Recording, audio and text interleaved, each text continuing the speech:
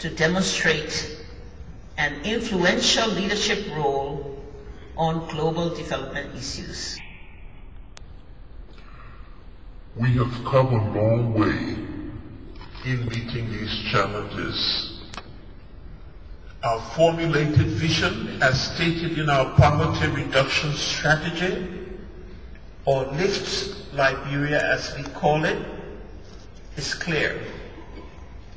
To build a new nation that is peaceful, secure, and prosperous, with democratic and accountable governance based on the rule of law, with equal opportunities and equity for all our citizens.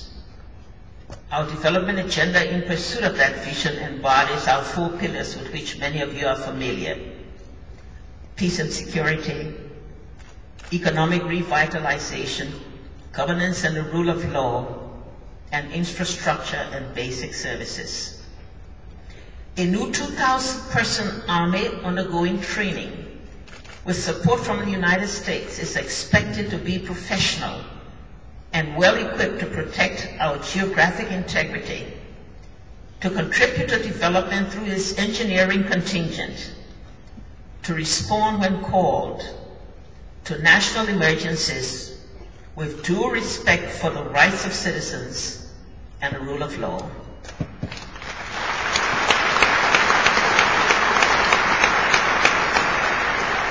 Other paramilitary bodies are undergoing similar training in preparation for the eventual drawdown of the U.S. peacekeeping force, which still has primary responsibility for the security of our state.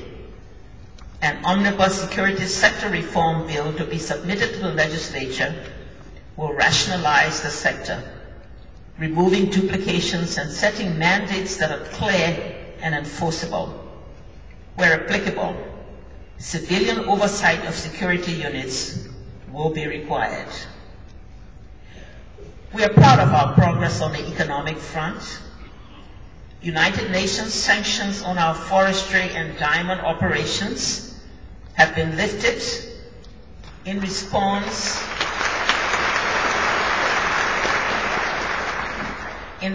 to new policy and laws that ensure proper management and use of these resources.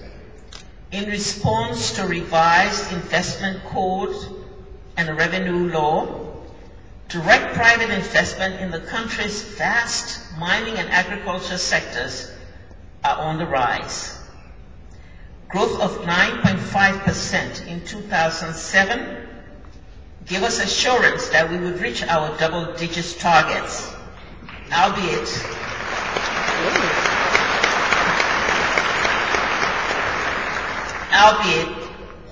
cautiously. We've reduced that to 7% due to the global financial crisis and its effect that will have.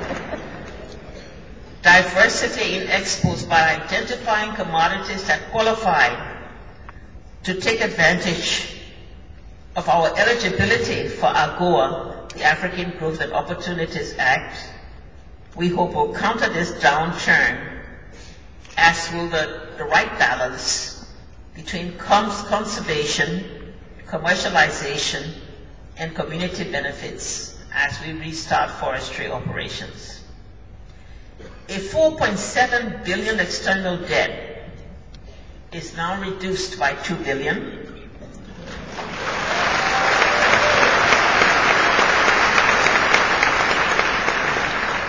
And in about a week, when we announce the success on the commercial segment of that debt, and next year, when we reach the completion point under the heavily indebted Poor Countries Initiative, all of that debt will be gone off the shoulders of our children.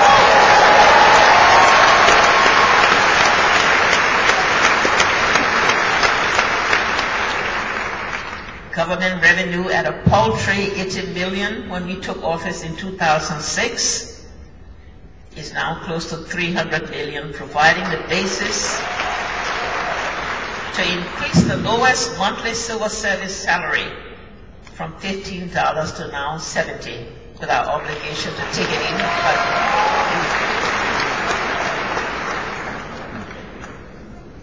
we continue to strive for progress in good governance and the rule of law. Our efforts recognized by the achievement of threshold status under the Millennium Challenge account. Efficiency in public service requires capacity that comes from a critical mass of qualified people operating under a merit system. We are well advanced in moving in that direction with support from partners on special programs that facilitate the repatriation of our citizens. Like many of you in this room, we want you home.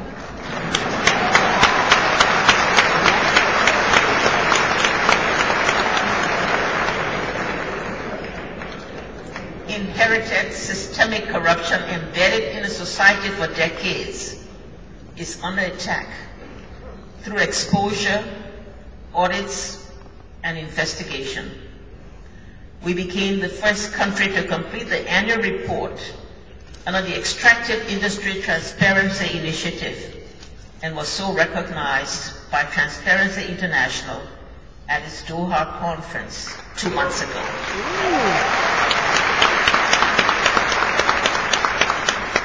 A weak judicial system to exert punishment through the rule of law is under reform. Strict adherence to the new public procurement law through training and punishment for violation, and passage of the Code of Conduct for Public Officials, now before the legislature, will reinforce efforts to address corruption and improve good governance. Fighting corruption as pervasive and deep-rooted in deprivation will require much more than that. It will require well-paid and well-placed qualified civil servants, widely installed financial management systems, an audit system, a judicial system with the integrity and the will to pursue offenders as required by law. Competitiveness.